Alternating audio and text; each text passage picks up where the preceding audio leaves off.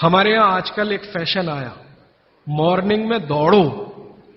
दौड़ना नहीं है, चलना है। चलने और दौड़ने में अंतर आप समझते हैं। दौड़ने में ऊर्जा बहुत शरीर की, गर्मी बहुत शरीर की बढ़ेगी और वात को बढ़ाएगी। वात बढ़ेगा तो ये घुटने बहुत जल्दी आपके थकेंगे। आप देख लो, जितने हिंदुस्तान के रनर है ना, रनर 100 मीटर दौड़ने वाले, 200 मीटर, 35 साल के बाद किसी के घुटने काम नहीं करते, सब बैठ गए। मिल्खा सिंह को मैं मिला हूं, वो कहते हैं यार उस समय जो मैं दौड़ गया ना, अब पता चल रहा है कि उसका क्या असर। परमानेंट डैमेज हो गए हैं दोनों नी जॉइंट्स मिल्खा सिंह के। तो भारत दौड़ने वाला देश नहीं है।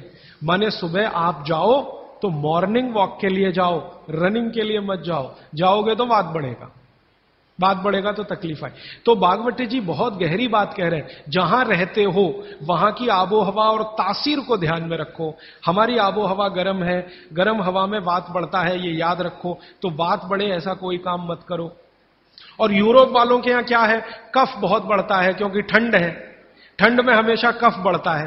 तो ठंडी लोग हैं, ठंडे देश हैं, ठंडा आबो हवा है, तो कफ बहुत बढ़ेगा। तो वो उसका ध्यान रखें जो कनाडा में रहते हैं, अमेरिका में रहते हैं, कि कफ मत बढ़ने दो। अब बात ना बढ़े हमारा, कफ ना बढ़े यूरोप और अमेरिका वालों का, तो सारी दुनिया निरोगी। पित्त जो है वो सम में वैसे भी रहता है। पित्त जो है ज्यादातर सम में ही रहता है। तो ये 5वां सूत्र है। तो ये 5 सूत्र मैंने फिर से आपको बता दिए।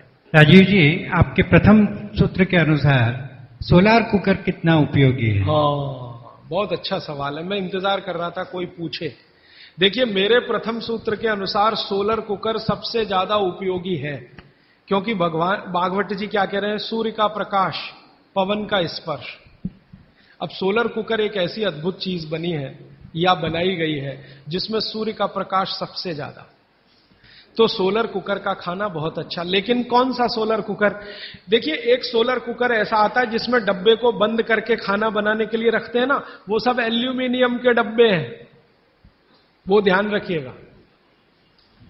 आपने देखा ना सोलर कुकर में वो डब्बे बंद करके हम रख, वो सब एल्यूमिनियम। और कल मैं कह चुका हूं इस बात को कि एल्यूमिनियम दुनिया का सबसे खराब मेटल है जिसमें खाना नहीं रख सकते। तो solar cooker as a technology अच्छी है, लेकिन उसके वेसल्स चेंज करें तो। एल्यूमिनियम के वेसल जब तक है तब तक ये सोलर कुकर का खाना जहर है। लेकिन सिद्धांत रूप में सोलर कुकर भारत के हिसाब से सबसे अच्छी टेक्नोलॉजी है। तो आप बोलेंगे फिर कोई वेसल बदल के उसमें रखिए, पीतल के रखिए, कांसे के रखिए। तो वो ये कहते हैं सोलर कुकर बनाने वाले के टाइम ज्यादा लगता है। मैं उनसे कहता हूं टाइम का बचाने का चक्कर छोड़ दीजिए, क्योंकि यहां टाइम बचाएंगे तो दूसरी जगह जाएगा, हॉस्पिटल में।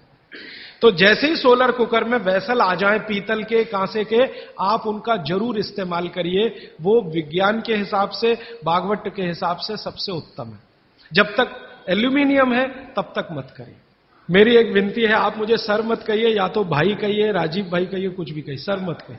सारे नए इनोवेशन पे आपने बोला। हाँ। तो आपने रेफ्रिजरेटर के बारे में बोला, माइक्रो ओवन के बारे में बोला, पर आपने एयर कंडीशनर के बारे में नहीं बोला। Because even that gives CFC, उसमें भी सीएफसी छोड़ते हैं। वो मैं अभी पूरा नहीं हुआ, कल और परसों। और परफ्यूम्स बोलूंगा। कल परसों अभी 28 तक ये विषय आएगा। भागवत का सूत्र आएगा, उसके रेफरेंस में मैं बोलूंगा। आदरणीय राजीव भाई, आपके दूसरे सूत्र के हिसाब से 48 मिनट में खाना खा लेना चाहिए, पर जो बच्चे स्कूल सुबह चले जाते हैं और शाम को घर आते हैं, उनका हम क्या बहुत करें? अच्छा, उसके लिए मैं एक विकल्प बताता हूं। जो बच्चे आपके सुबह सुबह स्कूल चले जाते हैं, उनके लिए ये सूत्र कैसे अप्लाई होगा। मेरी विनती है कि बच्चों को खाना खिला के स्कूल भेजिए। आप बोलेंगे जी खाते नहीं है, मैं आपको इसका तरीका बता देता हूं कैसे खाएंगे वो खाना। हमारे शरीर की अपनी एक साइकिल है, और वो साइकिल ये है कि कोई भी खाना खाएं तो उसके 8 घंटे के बाद ही भूख लगेगी आपको। ये शरीर का अपना नियम है। तो बच्चों के ऊपर भी यही नियम है, पुरुषों के ऊपर, स्त्री, सबके ऊपर। तो साइकिल शरीर की यह है कि खाने के 8 घंटे के बाद ही भूख लगेगी। तो एक रात पहले का खाना उनको उस समय खिला दीजिए कि सुबह तक 8 घंटे पूरे हो जाए। माने अगले दिन शाम को ही खाना खिला दीजिए, रात को मत खिलाइए। शाम को 6 बजे तक अगर आपने खाना खिला दिया 6 बजे तक, तो 8-9 बजे तक सोने की नींद उनको आई जाएगी, क्योंकि 1.5 घंटे के बाद जैसे ही खाना पच के रस में बदलता है, बॉडी का ब्लड प्रेशर अपने आप बढ़ना शुरू कर देता है, और ब्लड प्रेशर बढ़े तो नींद आनी ही है, रुक नहीं पाएंगे आप। तो शाम का खाना 6 बजे उनको खिला दीजिए, 8 बजे तक नींद आ जाएगी, और 6 बजे से 8 घंटा गिनेंगे तो सवेरे 4-5 बजे तक वो पूरा हो जाएगा। तो 4-5 बजे के आसपास जब वो सोकर उठेंगे तो इतनी तेज भूख लगी होगी कि आप रोटी दाल चावल खिला दो, वो खा के चले जाएंगे।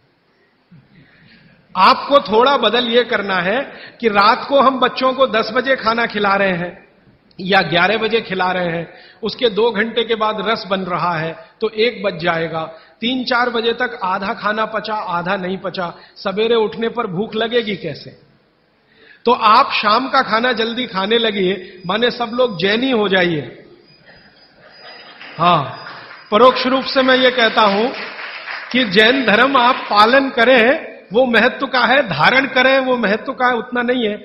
आप आचार्य श्री को वंदन करें, बहुत अच्छा, नहीं करें तो शाम का खाना तो 6 बजे खा लें, तो आप आचार्य श्री के वंदन से भी बड़ा काम करेंगे। वो आचार्य श्री भी यही कहते हैं, शाम का खाना जल्दी खाओ।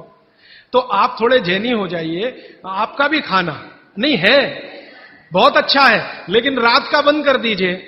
बच्चों को रात का खाना बिल्कुल बंद कर दीजिए। मैं आपको विनम्रता पूर्वक कह रहा हूं, इसको मैं कल या परसों बहुत विस्तार से समझाऊंगा, पूछ लिया आज आपने इसलिए कह रहा हूं। रात का खाना बिल्कुल बंद कर दीजिए, क्योंकि बागभट्टी जी का ये जो पहला नियम है ना, ये अभी मैंने आधा ही बताया। सूर्य का प्रकाश और पवन का स्पर्श हर समय वो कहते हैं खाते समय पीते समय रहना ही चाहिए। अब 6 बजे के बाद तो सूर्य प्रकाश रह नहीं सकता, और आप जानते हैं सूर्य प्रकाश का सबसे बड़ा परिणाम है विटामिन डी का निर्माण। सूर्य प्रकाश में ही विटामिन डी बनता है, तो जब तक ये सूर्य प्रकाश है तब तक खाना खाएं तो विटामिन डी मिले, और बच्चों को विटामिन डी सबसे ज्यादा चाहिए। इसलिए बच्चों को तो रात का खाना बिल्कुल बंद करिए, शाम 6 बजे खिला दीजिए। सुबह 7 बजे जब स्कूल जाएंगे, खूब भूख लगी होगी, उस समय 7 बजे पराठा बना के भी खिलाइए, आलू का भी पराठा खिलाइए, गोभी का भी खिलाइए, कोई फर्क नहीं पड़ता। सुबह के भोजन पे आगे बात करूंगा। सुबह का भोजन जितना हैवी हो उतना अच्छा।